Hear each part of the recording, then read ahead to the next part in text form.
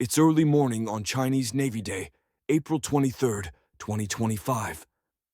An American destroyer deliberately broadcasts its exact location as it enters one of the world's most contested waterways. Within minutes, Chinese fighter jets scramble from a nearby airbase, armed and ready. What happens next becomes a textbook example of modern brinkmanship, where a single miscalculation could trigger a catastrophic international crisis. This is the story of how close we came to witnessing the first shots of a potential superpower conflict. The morning starts deceptively calm. The USS William P. Lawrence, a sophisticated R. Lee Burke-class guided missile destroyer, activates her automatic identification system at 47 minutes past 6 in the morning, local time. This decision is strategically significant. Broadcasting your position in the Taiwan Strait is like announcing your presence in hostile territory, deliberately making yourself visible to potential adversaries. The captain understands the implications perfectly. This isn't just a routine transit. It's a calculated statement about freedom of navigation, a demonstration of American resolve in waters that China increasingly views as its own backyard.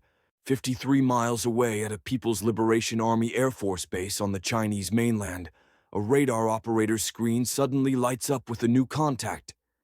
His hand reaches for the phone before his mind fully processes what he's seeing. Within seconds, the base erupts into controlled chaos.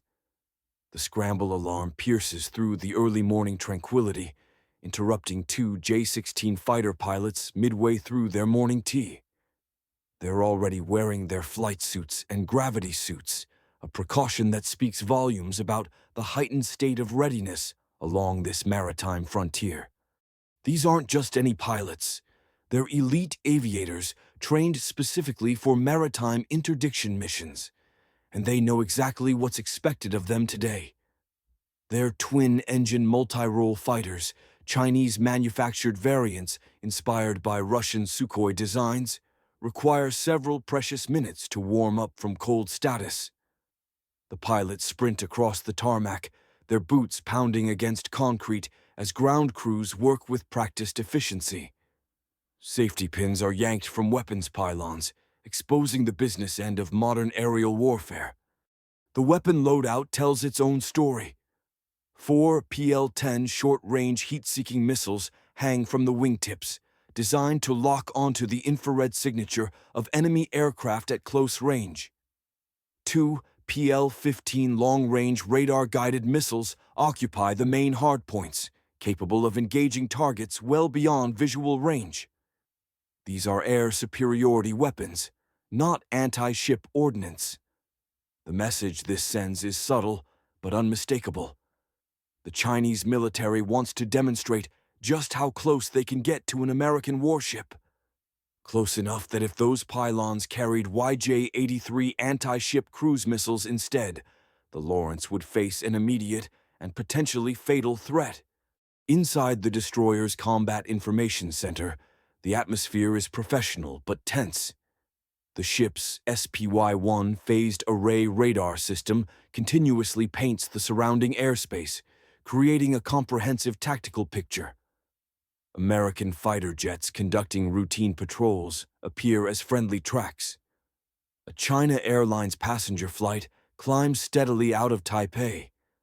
Fishing vessels dot the strait in their usual random patterns. The Aegis combat system integrates all this information, sharing it across multiple display consoles in real time. It's an incredibly sophisticated system, providing what military professionals describe as complete situational awareness within a radius exceeding 250 miles.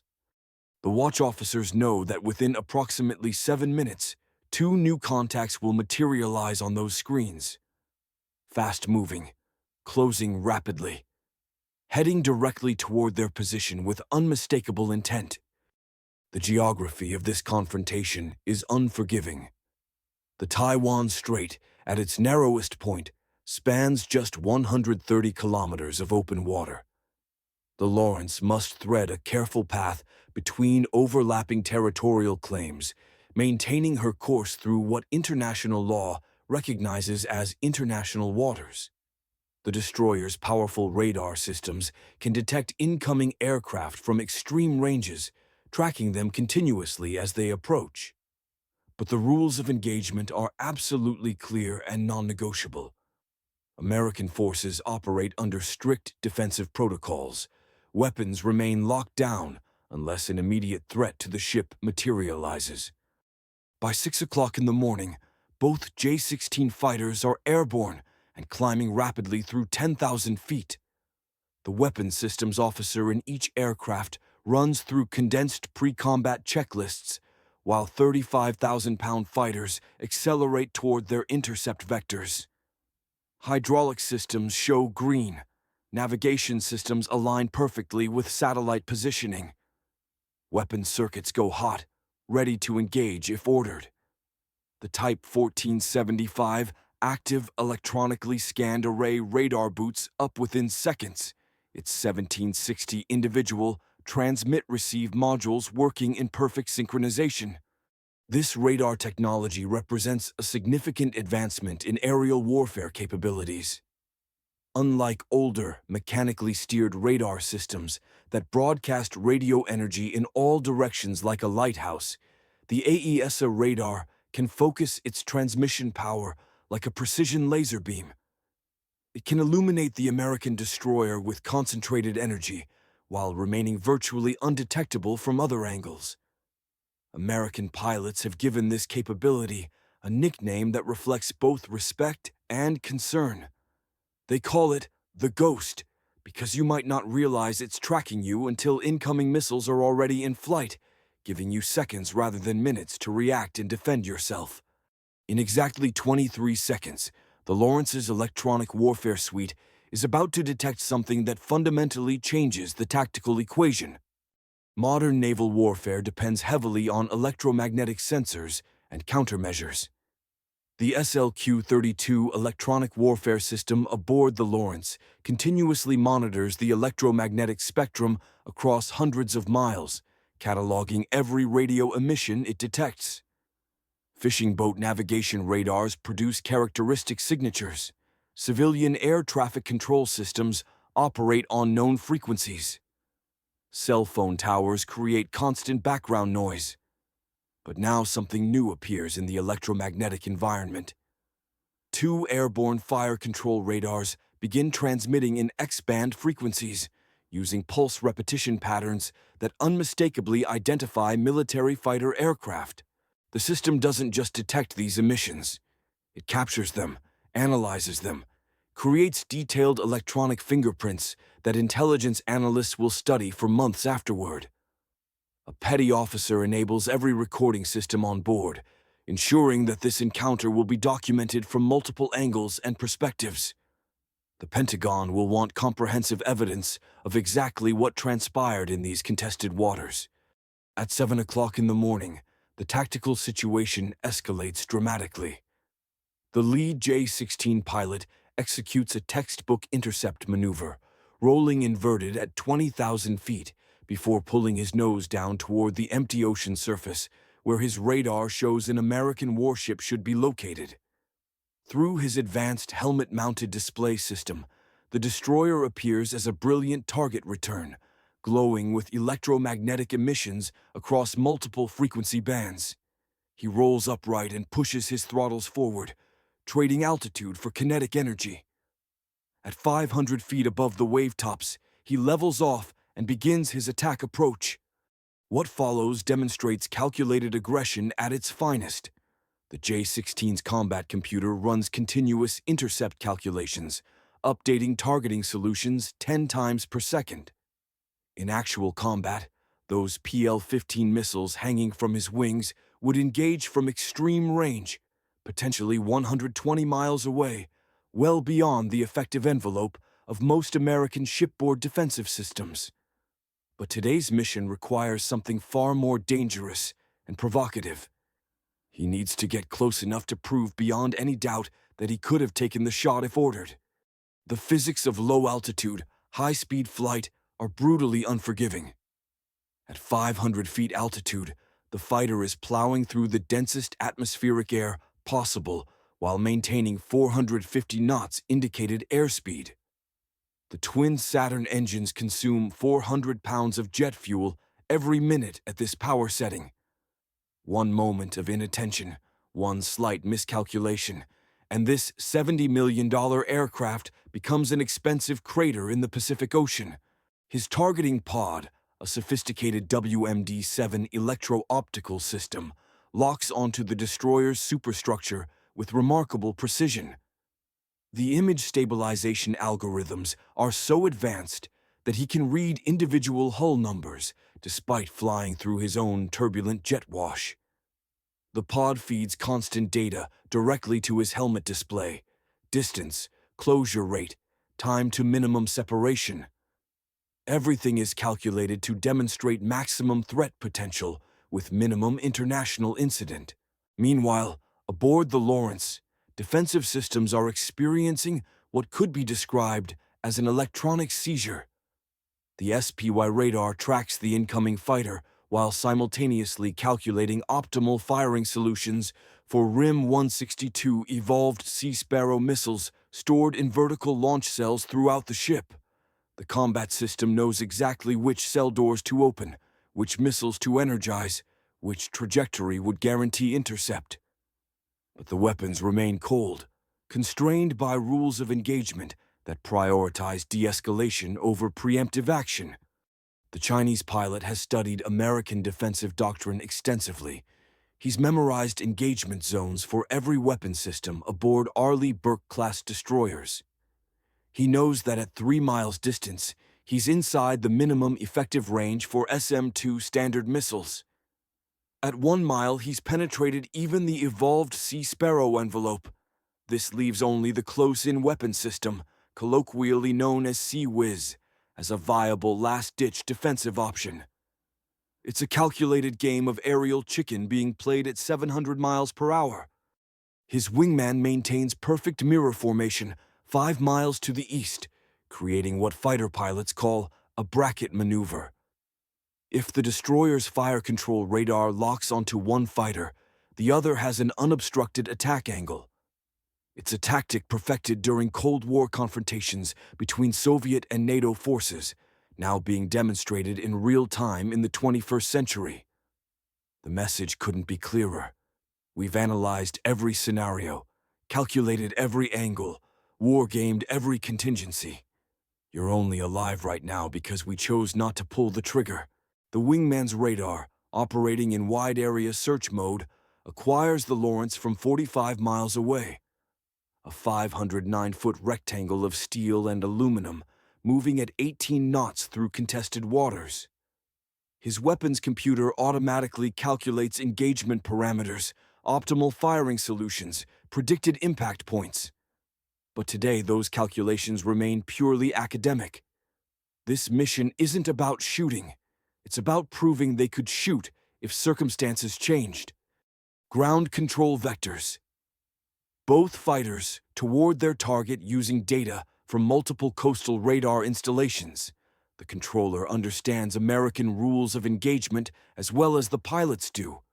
He knows that harassment alone won't trigger a defensive response. But approaching from astern generates better video footage for intelligence analysis and propaganda purposes. In the Combat Information Center, watchstanders observe their display screens populate with escalating warnings. The J-16's radar has transitioned from search mode to track-while-scan mode, painting the destroyer with focused energy pulses every 2 seconds. The Chinese KG-800 electronic jamming pods are warming up, ready to flood multiple radar frequency bands with overwhelming electronic noise if needed. These pods can selectively target the exact frequencies used by American fire control radars, potentially blinding them at the critical moment when defensive missiles would need terminal guidance. 20 miles out, the lead pilot spots a gray smudge on the horizon, where empty ocean meets overcast sky. He clicks his radar to standby mode, minimizing warning time while switching to electro-optical tracking using his targeting pod. Maximum magnification reveals the destroyer in perfect detail, despite morning haze. He can count individual radar panels, identify every weapon mount, see sailors moving across exposed deck spaces. At 5 miles distance, the Lawrence's close-in weapon system automatically acquires both incoming fighters. This distinctive system, often compared to the Star Wars droid R2-D2 because of its cylindrical shape, represents the ship's absolute last line of defense. A 6-barrel 20mm Gatling gun capable of firing 4,500 rounds per minute. The radar tracks the J-16s with perfect precision, but the weapon remains in standby mode. One button push would unleash a continuous stream of tungsten penetrator rounds that would shred anything flying through that airspace. The lead J-16 stabilizes 3 miles behind the destroyer, perfectly aligned with her wake. Through his heads-up display, the American warship fills his entire forward vision. He pushes both throttles into afterburner range, and twin Saturn engines ignite with a distinctive roar that can be heard for miles. At 1 mile separation, he can distinguish individual sailors on the flight deck. At half a mile, he can read the ship's name painted across the stern in large white letters. William P. Lawrence. At 1,000 feet distance, he thunders overhead at 300 feet altitude, offset slightly to starboard for optimal camera angles. The jet wash from twin engines hammers the destroyer's superstructure like a physical blow. Sailors grab handrails and lean into the artificial hurricane. The ship's anemometer briefly spikes to 95 knots before returning to ambient conditions. In the Combat Information Center, the encounter is logged with professional detachment. Time, aircraft type, altitude, lateral separation. The Aegis system has already calculated 17 different methods to shoot him down. It's what the system does automatically, constantly computing firing solutions for every radar track regardless of whether it's friendly or hostile. But this is merely the beginning of a sustained harassment campaign that will last for hours. By 7 o'clock in the morning, a dangerous pattern emerges. The J-16s alternate passes every 2 minutes. One approaches from astern, one from the beam. They maintain 300 to 400 feet altitude, just high enough to claim marginal safety compliance if questioned by international observers.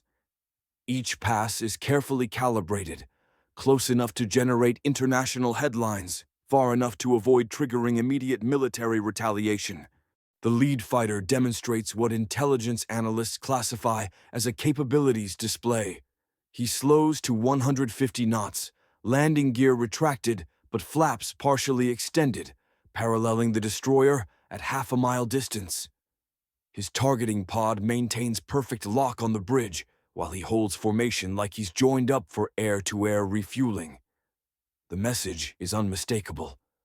My sensors can track you continuously through your entire transit. Those PL-15 missiles might be designed for air-to-air combat, but at this range the demonstration is perfectly clear. If he carried anti-ship weapons, he'd be well within launch parameters. His wingman decides to escalate with a supersonic pass at 1,000 feet altitude. The sonic boom rolls across the water like distant thunder, rattling the destroyer's structure but causing no permanent damage. Bridge windows vibrate. Coffee cups jump in their holders. Sailors flinch instinctively but maintain their posts and continue working. At 7 o'clock in the morning, the tactical picture escalates dramatically. The ship's radar detects a Type 052D destroyer ahead, the Hefei, China's most advanced surface combatant, maneuvering to intercept. Simultaneously, 2 fresh J-16 fighters arrive from the mainland carrying full fuel loads and rested pilots ready to continue the harassment. These new fighters arrive with renewed aggression. The lead pilot begins his approach from 10,000 feet, building kinetic energy for a high-speed pass. He levels at just 200 feet altitude, lower than his predecessors, but still technically within acceptable limits according to international aviation safety standards. At 500 knots indicated airspeed, the destroyer fills his entire heads-up display.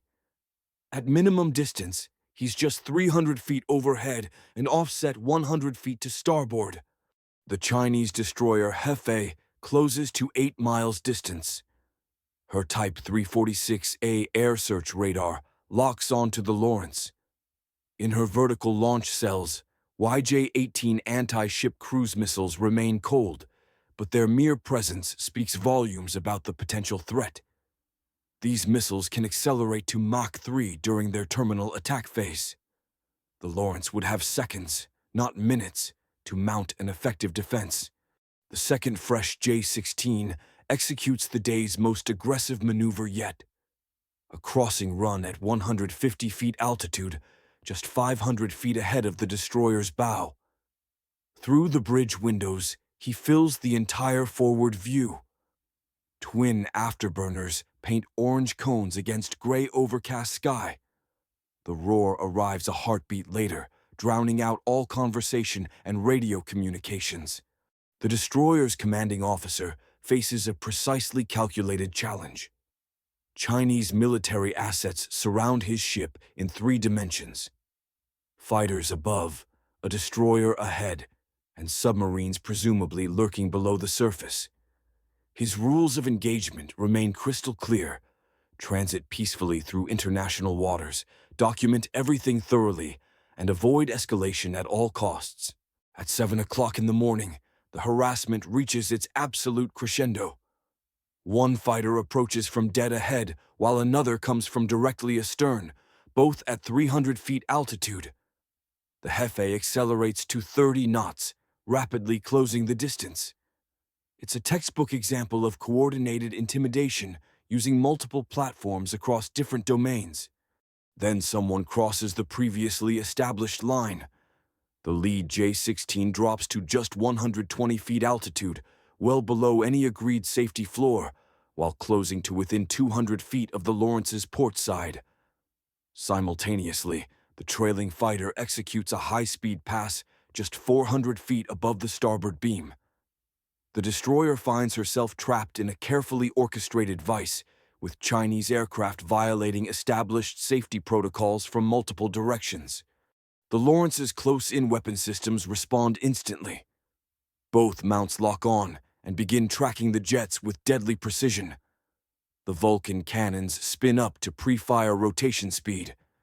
The only thing separating this routine harassment from the first shots of a catastrophic war is one press of a firing button. In the Combat Information Center, tension becomes almost physically palpable. The tactical action officer's hand hovers over the fire inhibit switch. On the display screens, 2 massive radar returns converge on their position with every sweep of the rotating antenna. For 5 eternal seconds, the future of the entire Indo-Pacific region hangs in precarious balance. The Chinese pilots hold their aggressive positions, afterburners blazing, radars locked on target. The American destroyer's defensive systems strain against their electronic constraints, automated systems begging to be released to engage the threats. Then, as quickly as the confrontation peaked, it breaks. Both J-16s climb away at steep angles, apparently deciding that the Americans won this particular game of high-stakes chicken. The close-in weapon system mounts stop tracking as targets move beyond engagement range. Hearts begin beating normally again throughout the ship. As the Chinese fighters climb away, fuel tanks running low, the Hefei alters course to parallel rather than intercept. The Lawrence continues southward at 18 knots, her crew processing just how close they came to witnessing the opening salvos of a potential shooting war between nuclear-armed superpowers. This incident represents far more than just another day of routine harassment in contested waters. It demonstrates the razor-thin margin between controlled military posturing and uncontrolled escalation. Every pass, every maneuver, every radar lock carries the potential for miscalculation. One nervous finger on a trigger, one misinterpreted radar return, one equipment malfunction at precisely the wrong moment. Any of these factors could transform a demonstration of resolve into the spark that ignites a broader conflict. The Taiwan Strait remains one of the world's most dangerous maritime choke points, where great power competition plays out in real time, where professional militaries test each other's resolve, and where the stakes couldn't possibly be higher. This is modern brinkmanship in its purest form, a high-stakes game where both sides understand the rules, but neither can afford to blink first.